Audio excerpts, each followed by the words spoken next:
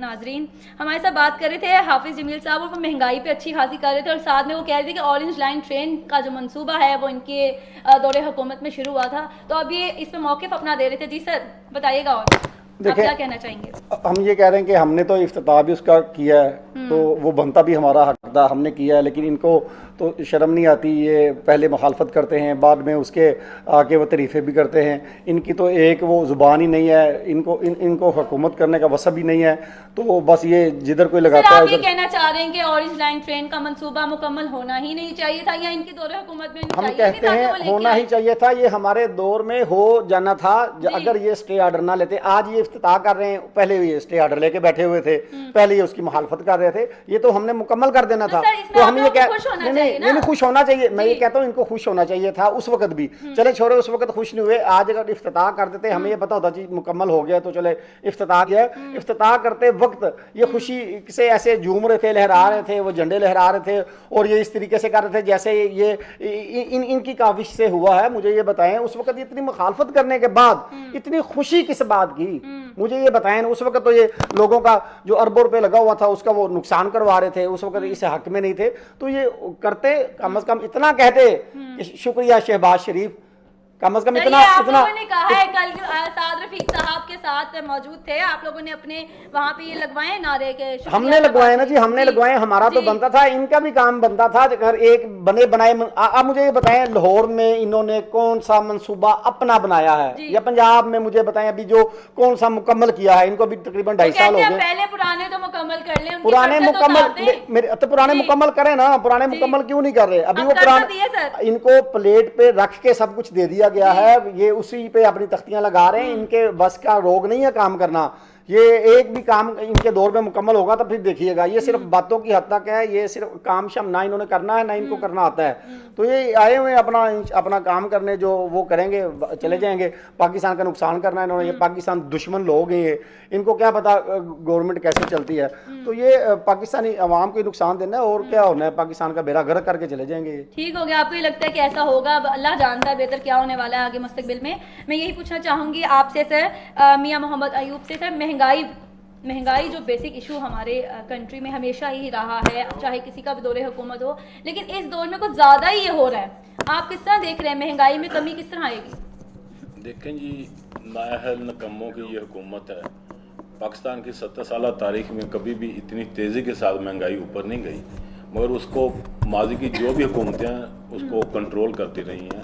Price control कमेटियां बनती थी, प्राइस लिस्ट बनती थी, मजिस्ट्रेट होते थे, वो दौरे करते थे मार्केटों में। मगर अब आप एक सब्ज़ी या फ्रूट ले लें, मुख्तलिफ दुकानों पे उसकी मुख्तलिफ प्राइसेस हैं, कीमतें, कोई चेक एंड बैलेंस नहीं है, कोई चेक करने वाला नहीं, क्योंकि हुकूमत की तवज्जो अवाम के मसाइल हल करना नहीं है। हुकूमत की तवज्जो अपोजिशन को दबाना है, उन्हें जेलों में डालना है, उन पर झूठे मुकदमा बनाने हैं। मगर ऐसा नहीं चलेगा। अवाम का पैमाना सब पर से लबरेज हो चुका है। PDM के प्लेटफॉर्म पे अवाम जो की तू जोक तोक आ रहे हैं, और इंशाअल्लाह ताला हमारा टारगेट है कि इन नाअहलों से जितनी जल्दी हो सके पाकिस्तान की और पाकिस्तान के अवाम की जान छुड़ाई जाए।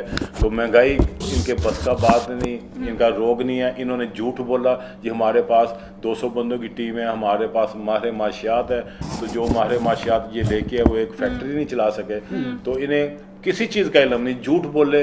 और प्राइम मिनिस्टर साहब का शौक़ था, जैसे बच्चे का शौक़ होता है कि मुझे अब सिर्फ खिलौना ले रहे हैं, तो उनका शौक़ था कि मुझे वज़ीर आज़म बना दें, वो बन गया। मगर उन्हें पता ही नहीं अलग सियासत की कि क्या करना है क्या नहीं करना। और उनके सारी मशीनरी, वज़ीर मशीर, उनके जो वो स्याह को सफ़ैद करने में, सफ़ैद को स्याह करने में लगे हुए हैं। अगर यही तवज्जो अवाम के मसाइल के हल के लिए दें, लॉ एंड आर्डर के लिए दें, महंगाई के लिए दें, हेल्थ के लिए दें, एजुकेशन के लिए दें, तो पाकिस्तान ने बड़ी तरक्की करनी थी। इमरान खान और मौजूदा हुक्मरानों को एक गोल्डन चांस मिला था, मगर उन्होंने वो ज़ाया कर दिया, उन्होंने वो कैच ड्रॉप कर दिया। तो इसलिए अवाम बड़े गुस्से में हैं, उनके इत्तेहादी भी गुस्से में हैं, उनके वर्कर भी गुस्से में हैं कि ये हमने किस बंदों को, किन नाअहलों को ले आए हैं। तो महंगाई को कंट्रोल करने के लिए मशीनरी है, मगर इन्हें इस्तेमाल करनी नहीं आ रही। महंगाई को कंट्रोल करने के लिए का मंसूबा है, अभी ये बयान भी आया शिबली फराज का कि ये मखसूस जमात का नहीं, ये अवाम का मंसूबा है। नहीं, देखें तो ये- आप बताएं ना, इससे मईशत कहाँ तक जाएगी, किस देखिए तरह जी, से बेहतरी मैं आएगी? समझता हूँ ये पाकिस्तान पीपल्स पार्टी का बहुत बड़ा कारनामा है। जरदारी साहब एज ए प्रेसिडेंट उन्होंने बड़े दौरे किए, चाइना से हमारी दोस्ती बड़ी लाजवाल है। शहीद जुल्फकार भट्टो ने भी चाइना से दोस्ती की बुनियाद रखी। तो ये बहुत बड़ा मंसूबा था, मगर इनसे हैंडल नहीं हो रहा, और ये इसमें भी किक बैक्स और दिहाड़ियाँ लगाना चाह रहे हैं। अगर यही एक मंसूबा सही तरीके से पाया तकमील तक पहुंच जाए या पहुंच जाए तो मैं समझता हूँ कि पाकिस्तान के हालात बेहतर हो जाएंगे, महंगाई बेरोजगारी काफ़ी हद तक ख़त्म हो जाएगी, लॉ एंड ऑर्डर का मसला हल हो जाएगा। मगर हुक्मरानों की मैं बता रहा हूँ कोई तवज्जो नहीं। जैसे मेरे भाई हाफिज साहब ने कहा कि एक प्रोजेक्ट बता दें पूरे मुल्क में, इन्होंने एक ईंट नहीं लगाई बल्कि इन्होंने लगी हुई ईंटें उखाड़ दी हैं। इन्होंने नौकरियाँ नहीं दी, इन्होंने नौकरियों से लोगों को निकाल दिया, इन्होंने घर नहीं बनाए, इन्होंने घरों को गिरा दिया।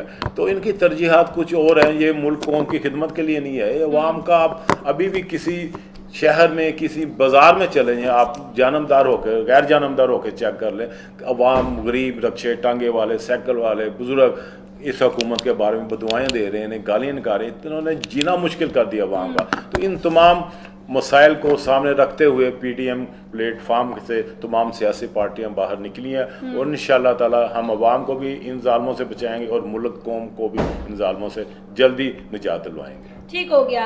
हाफिज जमील साहब, आपसे जानना चाहूँगी कि महंगाई जो है वो बढ़ती जा रही है, दूसरी जानिब आप देखें कि FATF का जब इजलास हुआ तो हम ग्रे लिस्ट में आ गए हैं, लेकिन चलिए उसका हमें टाइम मिल गया, लेकिन हम ब्लैक लिस्ट से बच गए।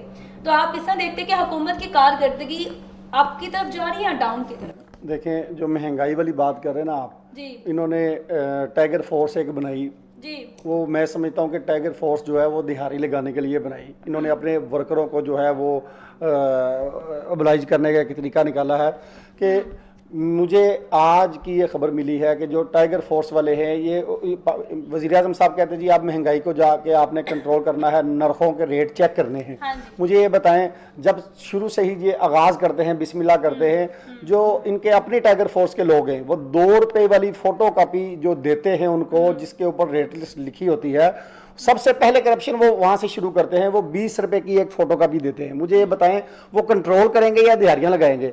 देखें ना, वहाँ पे हज़ारों की तादाद में वो एक एक मजमे में मेला जहाँ लगा होता है, जहाँ पे वो बाजार लगे हुए हैं सारे, एक एक दुकान पे जाके वो 20-20 रुपए की देते हैं। तो वो हज़ारों दुकानें होती हैं, तो वो शुरू तो दिहाड़ी कर लेते हैं वो खुद ही।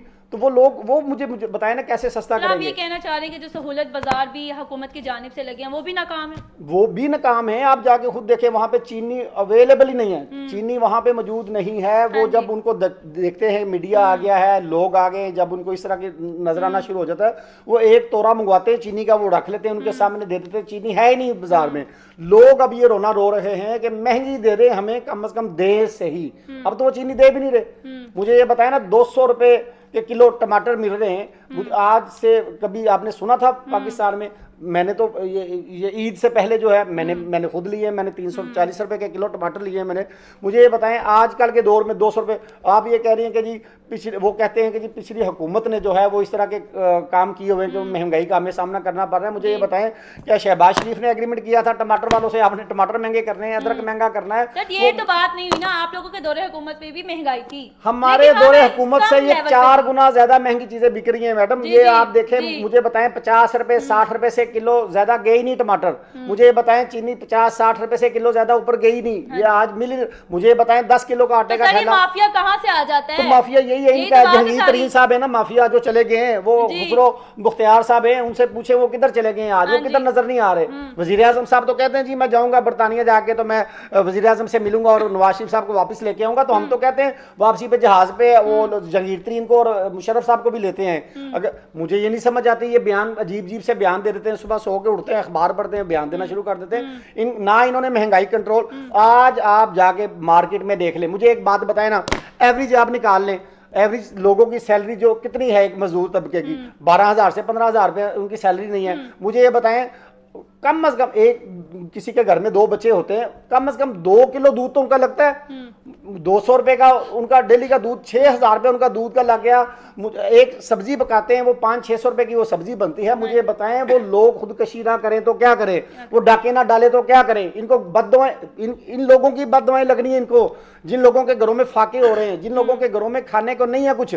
मैंने ऐसे भी घर देखे हैं, मियाँ साहब जो एक घर में एक टाइम का खाना उनको मुश्किल से मिल रहा है, हम देखते हैं तो हमें हमारी आंखों में आंसू आ जाते हैं, हम बर्दाश्त नहीं हमसे होता। मुझे ये बताएं वो लोग कैसे खाएंगे? हमारे भी बच्चे हैं छोटे, अब जब उनको देखते हैं, हमें अपने बच्चे भी, अब हर बंदे को अपने बच्चे बड़े अजीज होते हैं, बड़े प्यारे होते हैं, तो मैं समझता हूँ जब उनको देखता हूँ तो हमें तरस आता है, लेकिन हम कुछ कर नहीं सकते, हमारे बस में कुछ नहीं है। इनको उन लोगों की बददुआएं लगनी है, महंगाई इस अरूज पर पहुंच चुकी ठीक है। है सर, ये बात तो ठीक है कि महंगाई अरूजों पर है, हुकूमत को इस पे कोई ना कोई इकदाम उठाना चाहिए, जो कि वो कोशिश कर रहे हैं। अल्लाह करे उनकी कोशिश ये 5 साल तक मैडम ये कोशिश ही करते रहेंगे, इनसे कुछ नहीं होना, इनके बस का काम नहीं है। आप ये देखें कि हमारी आवाम कितनी साबिर है। आप लोग देखेंगे वो महंगाई भी बर्दाश्त करें, वो करप्शन भी बर्दाश्त करें, लेकिन एक चीज जो हम में से कोई बर्दाश्त नहीं करेगा वो बगावत है या गद्दारी है। अभी कल के ही जलसे में इनका अवैस नूरानी का जो बयान था कि बलूचिस्तान एक आज़ाद रियासत हो, जिसपे फयाजुल हसन चौहान का भी आया है रद्द अमल, उन्होंने कहा कि ये बगावत है, इस पे मुकदमा दर्ज होना चाहिए। आप बताएं कि ये क्यों कर रहे हैं आप देखिए लोग? मेरी बात सुने, मैंने अभी आपके सामने भी अखबार पढ़ा हुआ है, मैं वही अखबार रास्ते में पढ़ता आ रहा था। अवैस नूरानी साहब का मैंने एक जो बयान पढ़ा है, इसी अखबार में लिखा हुआ है, वो कह रहे हैं कि बलूचिस्तान को कोई किसी का बाप भी जो पाकिस्तान से अलग नहीं कर सकता। तो आज़ाद रियासत का क्यों फिर उन्होंने कहा? आजाद, उनको आजादी दिलवाना चाहते हैं। ये जिस तो तरीके से भारत का वो मौक़िफ़ है मुशर्रफ सर। ने बलूचिस्तान में जिस तरीके से वो मैनेज किया था, वो आप देखे बुगटी खानदान को जिस तरीके से खत्म किया था, जो कर रहे हैं वो उन लोगों को आजादी दिलवाना चाहते हैं इन लोगों से। देखिए मेरी बात सुने, गैस वहां से निकली तो उन लोगों का हाल देख लें आप, वो उन लोगों को इस तरीके से आजादी, अब वो बयान जो है वो मोड़ तोड़ का इस तरह वो पेश किया तो जाए, बयान आया ही क्यों ऐसा ना जिसे ऐसे पेश भी किया जाए? आप ये देखें। नहीं देखे वो उसका तो अब वो बेहतर तरीके से वो जवाब दे सकते हैं, लेकिन मसला ये है कि मेरे जो ख्याल के मुताबिक ये है कि उन लोगों की आज़ादी की वो बात करते हैं, ये नहीं है कि वो कहते हैं कि पाकिस्तान से वो अलग हो जाए आज़ाद। मुझे ये बताएं ना, अवैस नूरानी साहब को या किसी और जमात को उनके अलग होने से क्या फायदा? बलूचिस्तान अलग हो जाएगा, आज़ाद रियासत हो जाएगी, तो हमें क्या फायदा? पता हो ना जिन्होंने तसव्वुर पेश किया है, नहीं वो देखें, वो बात कहने में या करने में फर्क होता है, लेकिन उसका मतलब जो है वो गवर्नमेंट जो मर्जी बना लेती है उसका। तो गवर्नमेंट नहीं, आवाम भी इसमें है, तैश में आई है। अवाम तो तैश में उस वक्त आती है ना जब इस तरह के ये औचित्य कंडे इस्तेमाल करते हैं, तो अवाम तो फिर आती है। लेकिन मसला ये है कि इस तरीके से बयान नहीं दिया गया कि वो जी उसको बिल्कुल अलग कर ले। उनका मकसद ये है कि उनको आज़ादी दी जाए, उनको आज़ाद किया जाए, उनके ऊपर प्रेशर, उनके ऊपर देखें उनके बलूचिस्तान से कितने लोग जो अभी तक नहीं मिल रहे, लापता लोग हैं, वो किधर चले गए? तो वो इस तरीके से वो आज़ादी चाहते हैं, ये नहीं है कि वो आज़ाद। लेकिन ये उनका गलत मुतालबा है और इस पे हम नहीं उनकी तरफ से करते हैं। हुकूमत तो हुकूमत है, आवाम भी उनका साथ नहीं देती। मैं मियां मोहम्मद अयूब की जानिब बढ़ना चाहूँगी। सर 3 जलसे हो चुके हैं पीडीएम के, एक गुजरांवाला में, एक कराची में और एक अब कोयटा में हुआ। जब गुजरांवाला में हुआ तो नवाज शरीफ साहब ने उधर तकरीर की और ऐसी तकरीर की जिसके खिलाफ सब बोले। वो अवाम मुखालिफ नहीं थी बल्कि वो पाकिस्तान के मुखालिफ तकरीर थी, ठीक है, जिस पे पीपल्स पार्टी ने यह मुतालबा किया कि वो अब यहाँ पे कराची में कोई उनकी हम तकरीर नहीं सुनेंगे, नहीं तो हमारा इत्तेहाद में यानी आप लोगों का इत्तेहाद ऊपर नीचे हो जाना था, ठीक है। अब फिर कोयटा के जलसे में बिलावल भुट्टो साहब वीडियो लिंक के थ्रू आपने देखा कि उन्होंने खिताब किया, लेकिन नवाज शरीफ साहब ने फिर खिताब किया और फिर वही चीज़ें दोहराई और इस दफ़ा हाई लेवल पे की। आप कैसे देख रहे हैं अपनी तहरीक में ये सब कुछ? पीपल्स पार्टी तो पीछे कहीं ना कहीं फ्रंट फुट पे नहीं आ रही है, बैक फुट पे खेल रही है। फिर ऐसी बात नहीं है जी, पीपल्स पार्टी ने इस इत्तेहाद को बनाने के लिए बड़ी कोशिश की, जद्दोजहद की है, मगर मौजूदा हुक्मरान मैं बता रहा हूँ कि स्याह को सफेद में और सफेद को स्याह में करने में लगे हुए हैं। तो सर नवाज शरीफ साहब क्या कर रहे हैं फिर? नवाज शरीफ साहब ने देखें जी, ये उनका अपना मौक़िफ़ है, उनका अपना पॉइंट ऑफ व्यू है। मैं तो उनके इसका जवाब तो आप उनसे ही ले सकते हैं, मगर मेरी जो समझ बूझ है, सियासी समझ बूझ है कि ये मौजूदा हुक्मरान सिर्फ बयान को ही तोड़ मरोड़ के पेश कर रहे हैं। जैसे नूरानी साहब के बयान को इन्होंने तोड़ मरोड़ के पेश किया, उनका हरगिज़ ये मतलब नहीं था। तो निजात आज़ादी हासिल करना तो हर एक का हक है, हर शहरी का हक है, मगर जालिम हुक्मरानों से आज़ादी हासिल करना चाहिए। तो नवाज शरीफ साहब ने तो खुद कहा जी मैं नजरियाती हो गया, तो अगर वो उन्होंने कोई ऐसा बयान दिया है तो उसका जवाब वो या उनकी पार्टी ही दे सकती है।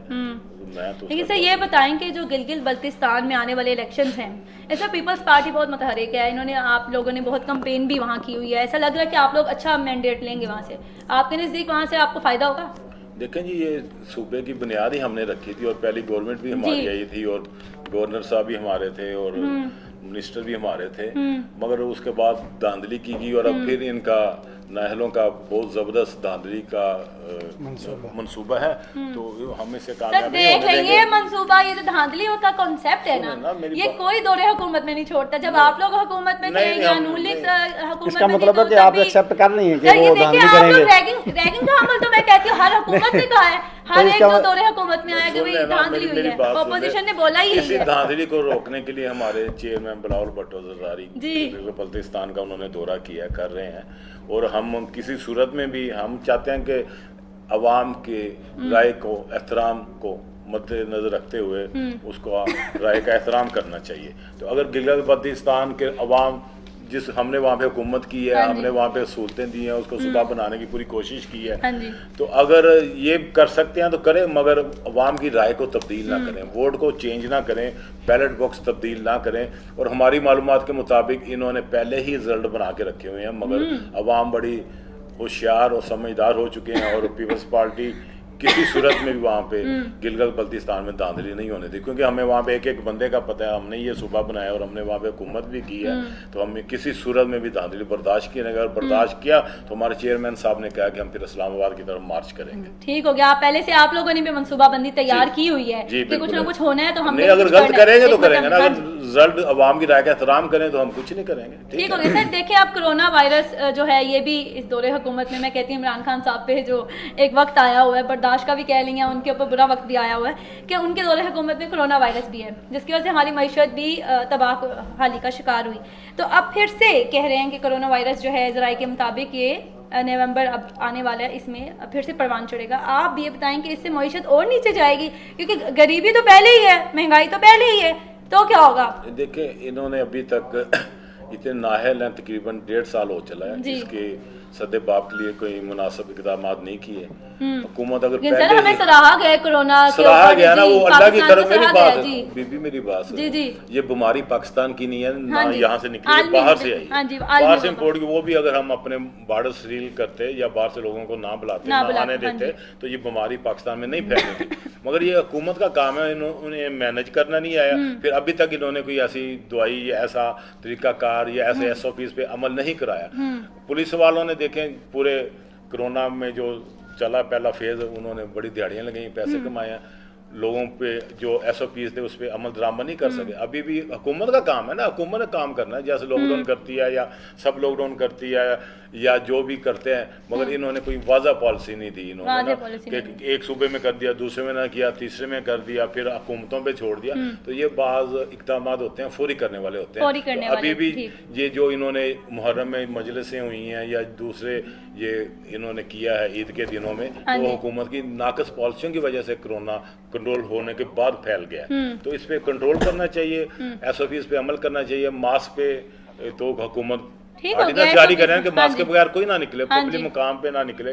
तो स्कूल कॉलेज इन्होंने खोले हैं, मगर बेशुमार जगह पे बंद भी हो गए हैं। तो ये इनकी नाकस नाहल पॉलिसी हैं, तो इस पे हुकूमत को चाहिए कि फौरी एक्शन। जी, हाफिज जमील साहब, मेरे पास 2-3 मिनट रह गए, मेरा मुझे क्लोजिंग का कहा है। आप बताएं कि जलसे जुलूसों के लिए भी हुकूमत ने कहा था कि कोरोना फैलने का खतरा है, लेकिन आप लोगों ने कहा हमने करना ही करना है, तो आप बताएं कि किस तरीके से कंट्रोल डाउन होगा? देखिए, जहाँ हुकूमत कहती है जी वो जलसे ना करें, वहाँ पे कोरोना, मुझे ये बताएं जहाँ जलसे जुलूस हो रहे होते हैं कोरोना का, उस तरफ ही खतरा होता है। जी, इनके पास तो एक इज्तिमा बहाना, में खतरे हैं ना? इनके पास तो एक बहाना आ गया है। मेरी बात सुनो, लॉकडाउन करना तो खुलेआम करें, फिर हाँ जिस जी। तरफ वो रुख होता है जलसों का, उस तरफ ये इनको लगता है जी कोरोना आने का उधर से खदशा है, उस तरफ वो कहते हैं जी हमने लॉकडाउन करना है, SOPs पर अमल करें। मुझे ये बताएं, अगर लॉकडाउन करना है तो लॉकडाउन ठीक से करें, इस तरीके से तो नहीं होना। ये तो हमें मैं नहीं समझता कि कोरोना जो है वो अभी इस तरीके से फैल रहा है। हो सकता है कि अल्लाह ना करे, ऐसा हम नहीं चाहते कि कोरोना पाकिस्तान में फैले, लेकिन इनको गवर्नमेंट को जो है वो लोगों की तरफ, अपनी आवाम की तरफ तवज्जो दें। ये हमेशा जो इन्होंने एक प्लान किया हुआ है कि जिस तरफ जो गवर्नमेंट अपोजिशन के जलसे होंगे, हमने उस तरफ कोरोना का खदशा जाहिर करके हमने वो एरिया लॉकडाउन करने हैं, तो इस तरीके से वो कम नहीं होगा। ये इस तरीके से मैं नहीं समझता कि इसको वो काबू कर सकते हैं। काबू करने के और बड़े तरीके होते हैं। ये तो अपनी टाइगर फोर्स को इन्होंने आगे किया हुआ है, अपने लोगों को आगे किया हुआ है। वो SOPs अमल दरामद कराने के बहाने वो दिहाड़ियाँ लगा रहे हैं, उनको कोई परवाह नहीं है क्या कहाँ हो रहा है कहाँ नहीं हो रहा। उनकी तरफ से बाहर में जाए, लोग मरे ना मरे उनको नहीं है, उनको अपने 5 साल पूरे करने की भरी हुई है। अगर वो आवाम का सोचते तो मैं नहीं समझता कि इतना कोरोना उस वक्त भी फैलना था। तो अब सूरत हाल जो है वो अजीब सी बनती जा रही है। ठीक हो गया। इनको अपने जाने के खदशा लग रहा है, तो वो अब वो कोरोना फिर हो जाएगा। ठीक हो गया, देखते हैं क्या होता है मुस्तकबिल में, हम तो कुछ नहीं जानते, अल्लाह ही बेहतर करेगा इंशाल्लाह। पाकिस्तान के लिए जो बेहतर होगा वही होगा। नाज़रीन, मैं अपने मोअज़्ज़िज़ मेहमानों का बहुत शुक्रिया अदा करती हूँ कि आप लोग मेरे प्रोग्राम में आए और आप लोगों ने जाना, इनका नज़रिया भी जाना, नून लीग पार्टी की जानिब से भी और पीपल्स पार्टी की जानिब से भी। इसी के साथ मुझे इजाज़त दें, इंशाल्लाह नेक्स्ट प्रोग्राम में आपसे मुलाकात होगी। अल्लाह ने के